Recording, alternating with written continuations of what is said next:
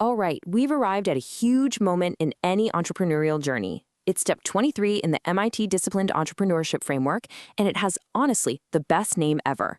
Show that the dogs will eat the dog food. This is it. This is the point where all your hard work, all the planning, the designing, the building, finally meets the real world. This is the one question that keeps every founder staring at the ceiling at 3 a.m. You've done all the research, you've built the prototype. On paper, your logic is just flawless. But after all of that, you have to face the big one. Will your customers, the dogs, actually want your product? Will they really, truly eat the dog food? So, how do you even begin to answer that question? Well, that's what we're going to break down right now. We'll kick things off at the dog food test itself, then we'll get into why you have to move past testing tiny little assumptions. From there, we hit the moment of truth. Will they use it and pay for it? Then we'll see how to measure the buzz it creates. And finally, we'll uncover what is basically a gold mine, customer feedback. Okay, first step, the dog food test. This is where your perfectly crafted, abstract logic gets a big old dose of reality. Because, let me tell you, all the spreadsheets and business plans in the world mean nothing until a real person gets their hands on your product. Think about it for a second. Up to this point, you've probably been testing things in little pieces, right? You've been asking questions like, does this one feature work, or is this a good price? But this step, this is totally different. We're not testing the individual gears anymore. We're testing the whole machine to see if it actually works together as a complete system out in the wild. And that leads us to a really, really important question.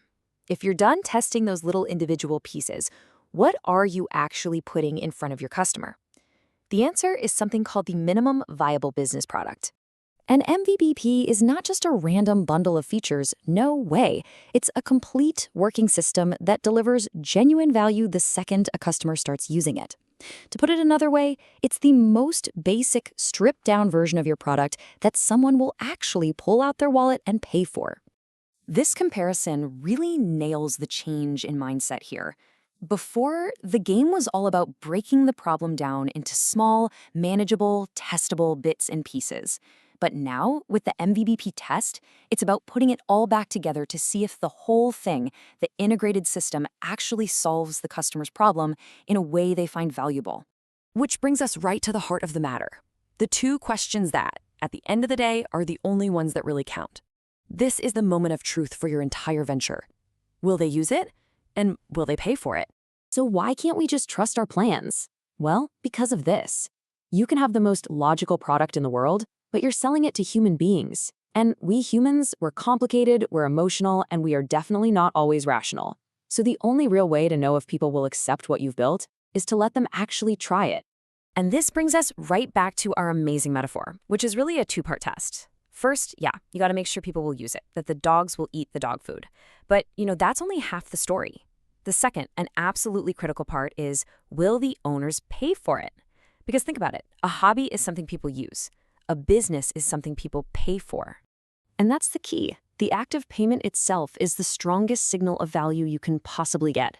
Honestly, the specific price you set at the very beginning isn't as important as the simple fact that a customer is willing to trade their hard-earned money for your solution. That one transaction, it validates everything you've done. Okay, awesome. You made a sale. That's fantastic. But the test is not over. Not even close. In fact, a new and incredibly important phase is just getting started. What happens after that first sale? Are your new customers so blown away that they start telling everyone they know? This is where we start to measure the buzz, and we do it with something called the virality coefficient. It's a pretty straightforward metric for a really powerful idea. For every customer you get, how many new customers do they bring to you? It's how you actually put a number on the power of word of mouth. And this is where you start to see this beautiful chain reaction happen.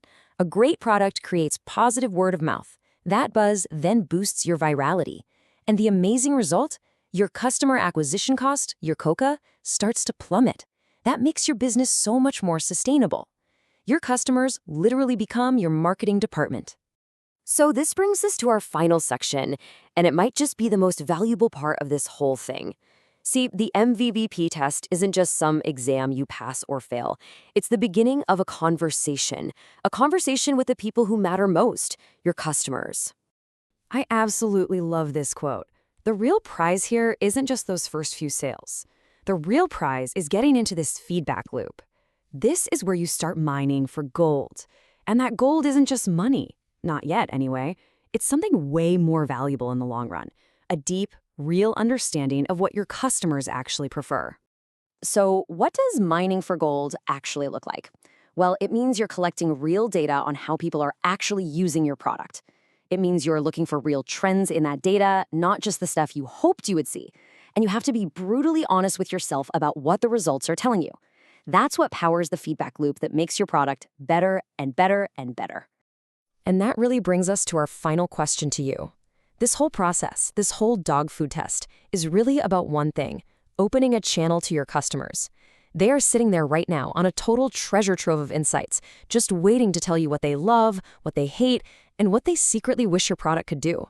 The only question left is, are you ready to listen and start mining all that gold?